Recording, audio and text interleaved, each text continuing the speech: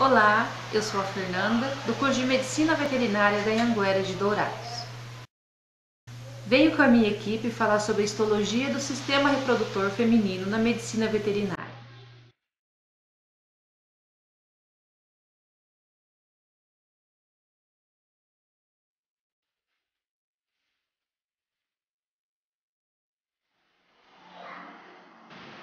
Vamos começar falando sobre os ovários.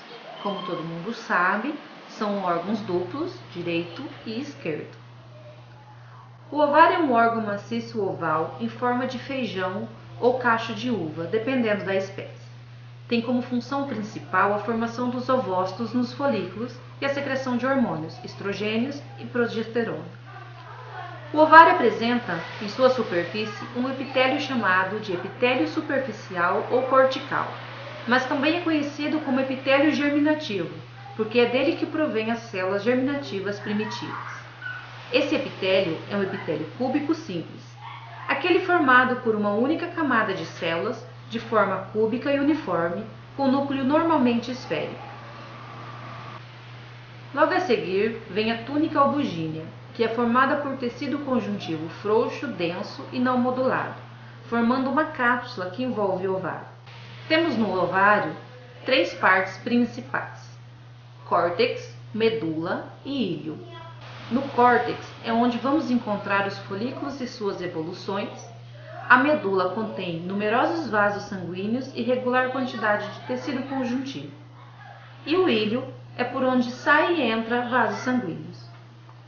Falando um pouco dos folículos, vamos ver os seus estágios, que são folículo primordial, folículo primário inicial, primário avançado, folículo secundário e folículo maduro. Todos os folículos contêm o ovócito.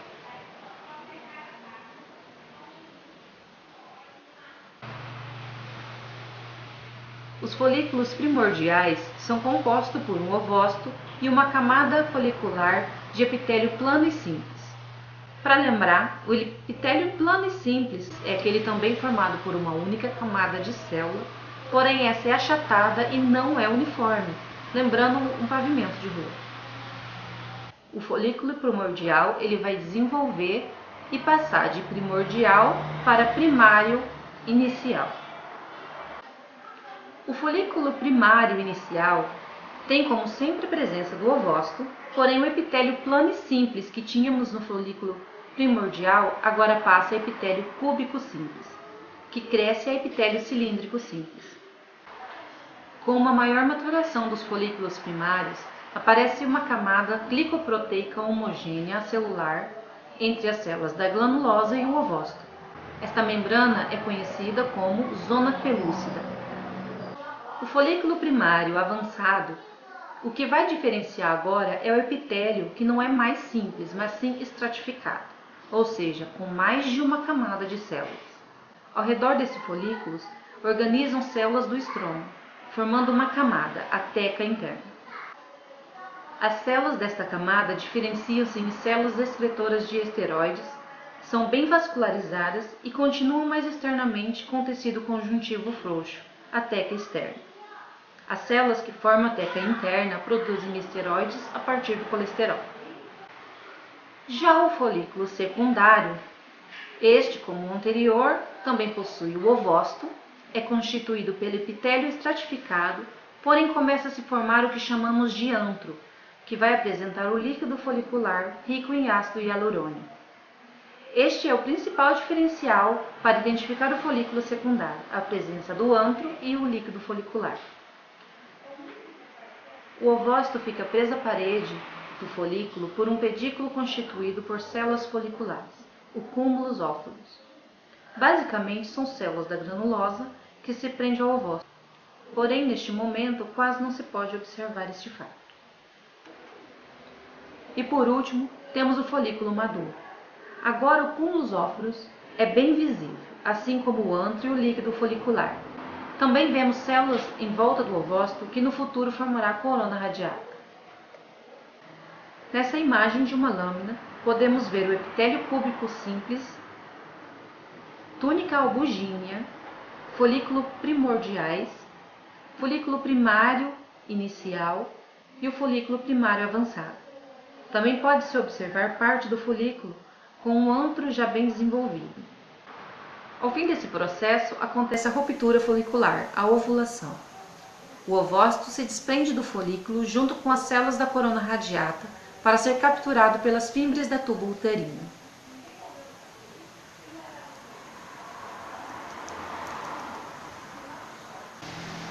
Com o rompimento do folículo várico, para liberar o ovócito maduro na ovulação, forma-se o corpo lúteo. O corpo lúteo vem do latim que quer dizer corpo amarelo. É uma estrutura endócrina temporária em mamíferos fêmeas, envolvida na produção principalmente de progesterona, hormônio muito importante na gestação. O corpo lúteo permanece produzindo hormônios no ovário e, caso não ocorra a gravidez, começa a degenerar. E posteriormente é substituído por tecido cicatrical branco, deixando uma pequena cicatriz no ovário, o que chamamos de corpo albicans. E assim o processo continuará nas tubas uterinas.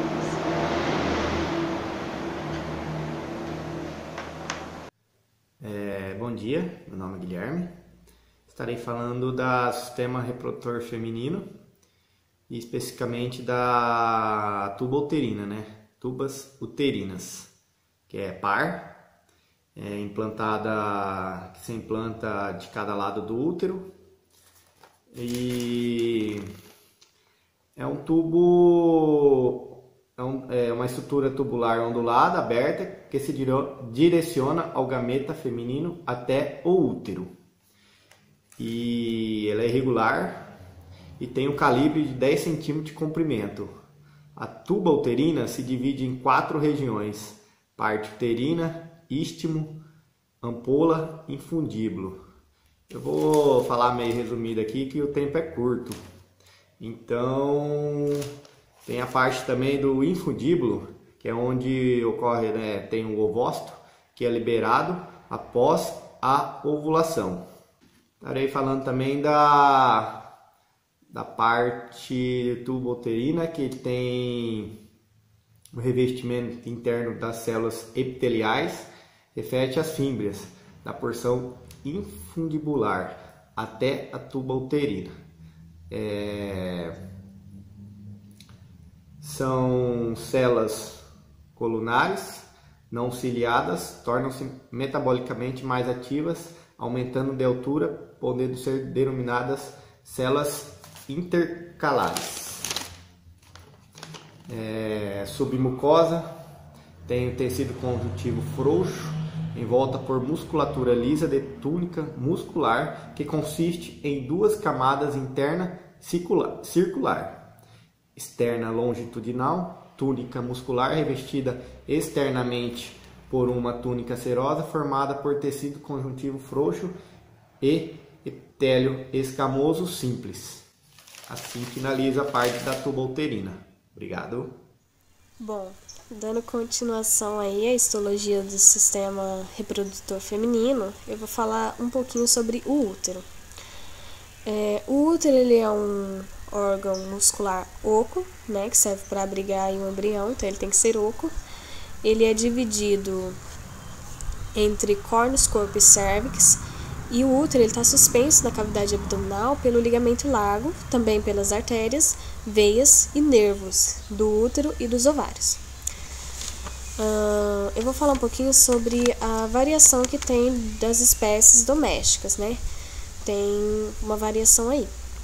O da cadela, o córno uterino, ele é bem longo e ele vai afunilando até o ovário.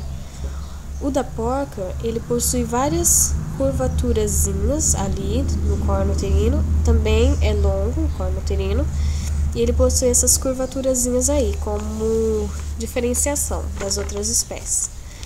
Já o da vaca, ele tem uma particularidade que é o córno uterino com carúncula, que são uma espécie de bolinhas que fica ali na superfície do útero e do córno uterino. Já o da égua, ele possui uma particularidade que o corno ele é bem demasiadamente curto e tem a forma de um T. As funções básicas que o útero exerce são a nutrição do embrião, é o local também de implantação do embrião, também serve para trocas entre mãe e feto, que é através da placenta, e transporte dos espermatozoides, através também da musculatura do órgão. Também serve para expulsão do feto, que é por parte da musculatura também, controle do ciclo estral e luteolise. E essa parede aí do uterino e do córnus uterino, ela é composta por 3 camadas, que é a camada do endométrio, miométrio e perimétrio. A camada do endométrio é uma camada interna, é uma mucosa que é composta ali por células epiteliais e glândulas tubulares. O miométrio é uma camada média ali, uma camada intermediária, que é composta por 2 camadas de músculo liso longitudinais e uma camada de músculo liso circular.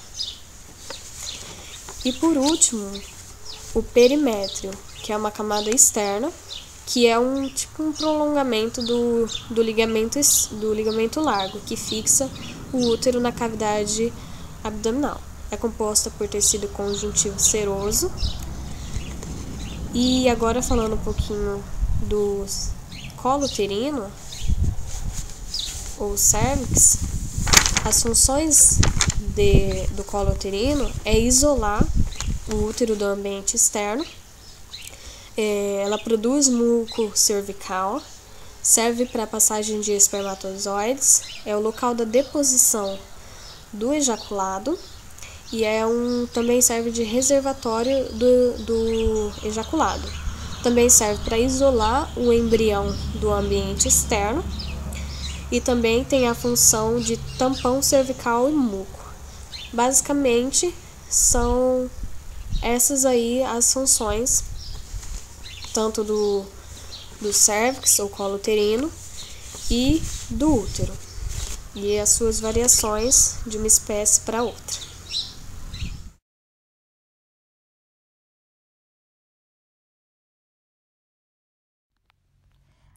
A vagina é uma estrutura tubular que serve para a cópula. É dividida em 2 regiões, vagina propriamente dita e vestíbulo da vagina. O ponto que divide essas 2 regiões é o ósseo uretral externo, que corresponde à abertura da uretra por meio do externo. A abertura da vagina por meio do externo e o vestíbulo vaginal, nas porcas e éguas jovens que nunca foram cobertas. Existe uma dobra da mucosa localizada cranialmente ao ósseo uretral externo, chamado de ímen.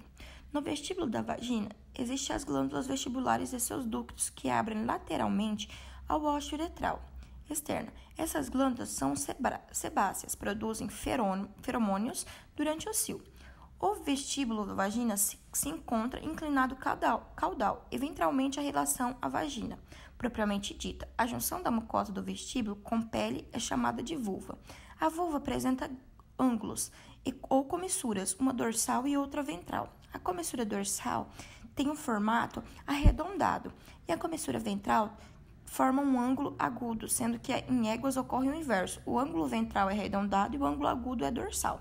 Próximo ao ângulo ventral da vulva se aproxima o clítoris. O clítoris fica alojado na fossa clitoriana e corresponde ao homólogo, ao pênis masculino. O aparelho feminino depende de ligamentos para manter a posição, mesmo na gestação. O principal ligamento do aparelho reprodutor feminino chama-se ligamento largo do útero. O ligamento largo do útero passa pelo ovário, tubo uterina e útero, na parede dorsal do abdômen. É dividido em 3 regiões: mesovário, mesalpinge e mesouterina. Bom dia, eu sou o Dilson. Hoje eu vou falar sobre a placenta. Então, a placenta ela é um órgão transitório responsável por fazer trocas metabólicas, trocas respiratórias e formar a união entre o feto e a mãe. Ela tem um aspecto de estrutura arredondada, untuosa, apresenta 2 faces, a materna e a fetal.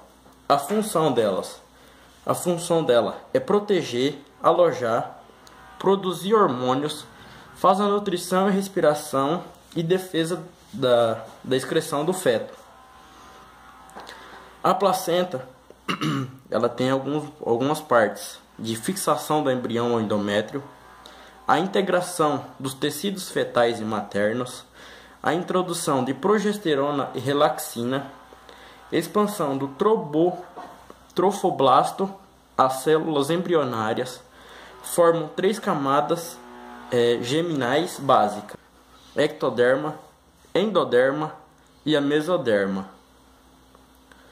A formação da placenta é uma modificação na parede uterina. A face fetal produz as membranas fetais e antes da implantação e da formação dos envoltórios, o leite uterino produzido por glândulas do endométrio sustentará o embrião até a formação da placenta no saco vitelínico allantoide corium. A placenta ela possui vilosidades coriônicas. Ela tem uma função de penetração, mucosa uterina e membranas. É uma conexão entre a parte fetal e materna e função de aproximação. O formato da placenta: difusa, de velocidade por toda a região coriônica. Exemplo, ele possui isso em éguas e em suínos. O cotiledonar forma cotiledones, agrupamento das vilosidades. Cotiledones mais carânculas é igual a placentoma, exemplo nos ruminantes. E o zonária, cinto ao redor do saco coriônico, exemplo em cadelas e gata. O formato do córion: variações morfológicas: placenta pregueada, pregas primárias ou dobras do endométrio, exemplo, possui sim suínos. A placenta lamelar, pregas secundárias formam lâminas, em exemplos em animais carnívoros. E a placenta vilosas, em tecidos vitais, formam vilos coriônicos arborescentes, exemplo em ruminantes. Fotografia de luz das pregas primárias que formam placenta pregueada da porca: alacorium, endométrio e miométrio.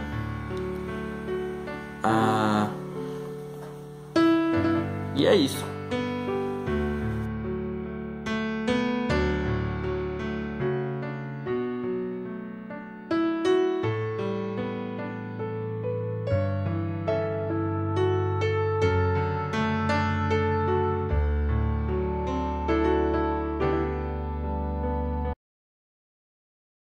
Bom dia pessoal, meu nome é Rafael. Eu vou falar sobre glândula mamária. A glândula mamária ela é um tipo de glândula exócrina cuja sua principal função é a secreção do leite. Ela faz a secreção do leite para poder nutrir o recém-nascido. Dessa glândula temos a túbulo alveolar que atua na secreção do leite composta por nutrientes. Ela é revestida por uma cápsula fibroelástica que tem unidades secretoras que consistem em células epiteliais cúbicas. Daí temos o parênquima. O parênquima, ele é, como que eu vou citar de exemplo, ele é a principal função do órgão. Ele é o tecido com a principal função que determina o órgão, é o parênquima. Ele temos os alvéolos, são formados por uma camada única de células epiteliais secretoras. Os alvéolos mamários, eles drenam os ductos pequenos que vão se unindo a ductos maiores até abrir uma cisterna ou diretamente na teta. Daí os alvéolos, eles são recobertos também por células contráteis de natureza mioepitelial e que responde ao reflexo de ejeção do leite. As células mioepiteliais também se localizam ao longo dos ductos. E esses alvéolos se organizam em unidades conhecidas como lóbulos. Cada um deles é envolvido por um tecido conjuntivo. Estes agrupam em unidades maiores chamadas lobos. O estroma ele é o que dá sustento, ele é ao contrário, ele contrapõe o parênquima, ele dá sustentação para o parênquima.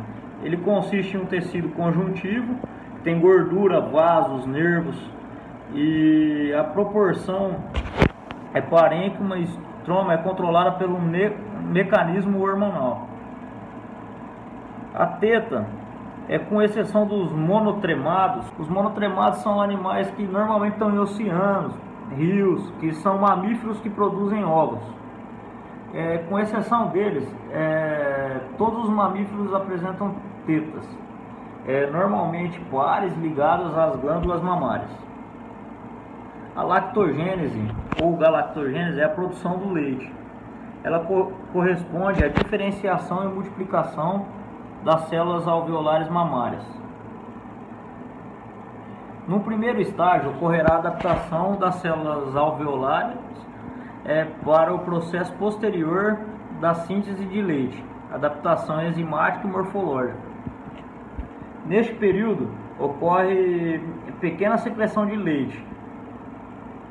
O segundo estágio começa com a secreção capiosa de todos os componentes do leite, na proximidade com o parto, e permanece por diversos dias após o parto em muitas espécies.